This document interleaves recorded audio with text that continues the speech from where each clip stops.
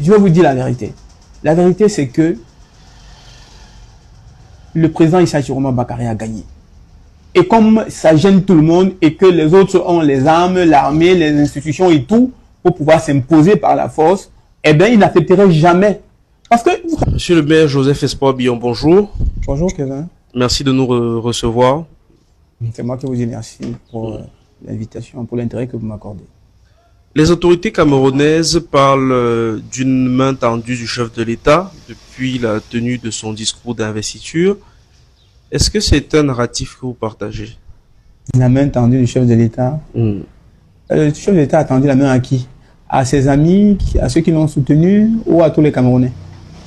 Parce qu'il faut déjà c'est possible qu'il ait tendu la main. Vous voyez, il y a le ministre de l'administration territoriale qui fait le tour du Cameroun depuis quelques jours, depuis lundi apparemment. Il était dans la Damawa, dans le nord, il était dans l'extrême nord. Et hier, je crois, il était à Douala également. Mais hier à Douala, il a travaillé avec qui? Des communautés proches du Rassemblement démocratique du peuple camerounais. Des gens qui, manifestement, ne contestent pas sa victoire, qui sont avec lui. Il n'a pas tendu la main à ceux qui pensent qu'il n'a pas gagné, à ceux qui pensent que la victoire lui a été attribuée par le Conseil constitutionnel, à ceux qui pensent que on devait avoir une commission de recomptage des votes, une commission indépendante qui soit conduite soit par l'Union africaine, soit par l'ONU. Donc le président de la République, en réalité, n'a tendu la main qu'à ceux qui sont avec lui dans le même camp. C'est normal qu'après qu'ils aient été ensemble, qu'ils se saluent. Je ne vois pas pourquoi le main tendue serait... Ça ne nous concerne pas, nous autres, qui pensons que le président de la République n'a pas gagné. Et ces autorités disent que l'élection présidentielle est désormais derrière nous. Oui, puisqu'ils pensent qu'ils ont gagné et qu'ils ont même déjà prêté serment. Je crois que si mes informations sont bonnes, il y a même des rumeurs d'un possible remaniement ministériel qui viendrait. Donc, pour eux, l'élection est derrière eux. Pour nous qui continuons à revendiquer la transparence électorale, nous continuons à espérer qu'un jour, une commission sera mise en place pour que la vérité soit dite. Et à l'issue de cette vérité, pourquoi on va se plier à la vérité, à la transparence?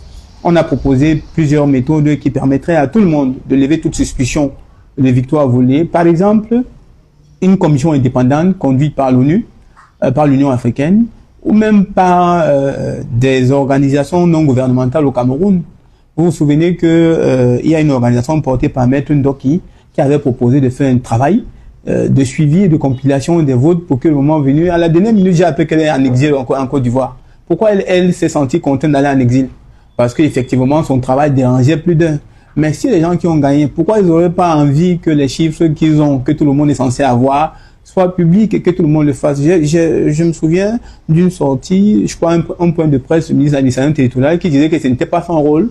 Et, vous vous souvenez aussi? Donc, on ne peut pas continuer à narguer les Camerounais en leur faisant croire que voilà, l'élection est derrière nous, sans aucune transparence possible.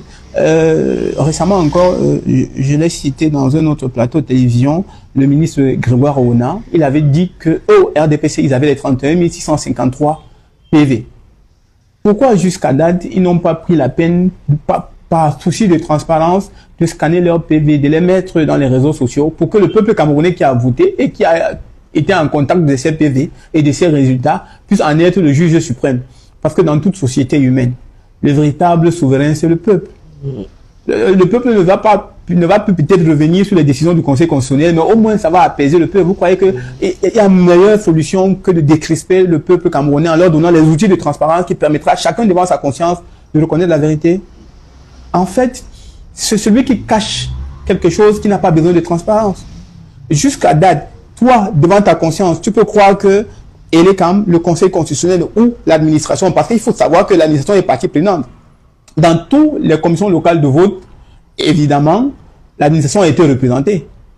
Et donc, c'est le ministre de l'administration territoriale, M. Paul Atangandi, était soucieux de la transparence et aurait souhaité que les jeunes qui sont morts, lui-même il a dit dans une chaîne, je crois Canal 2, pour ne pas le citer, désolé, qu'il y a eu 13 morts dans le Vouri.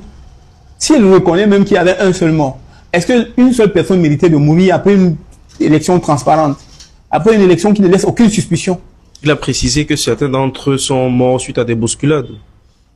Lui seul sait, parce qu'il a eu les résultats de ses enquêtes. Mais moi, je vous dis, aucune raison, rien ne justifie que, à l'issue d'une élection présidentielle, qu'il y ait des morts.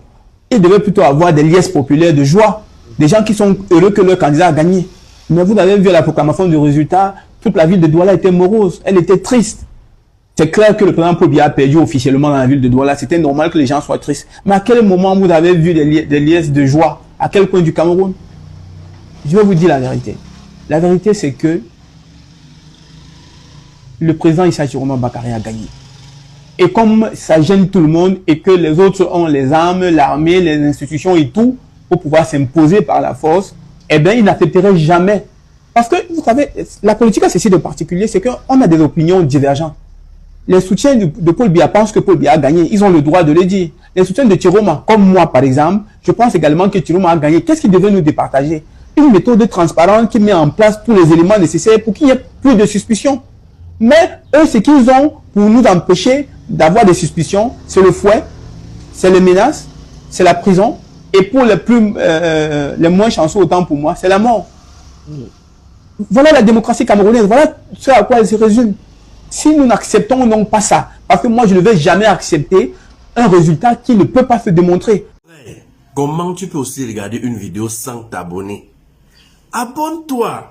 Surtout clique sur la cloche de notification. Ça c'est la page de Buzz. Si tu veux être au courant des buzz et toutes les actualités au 237, abonne-toi et clique sur la cloche de notification.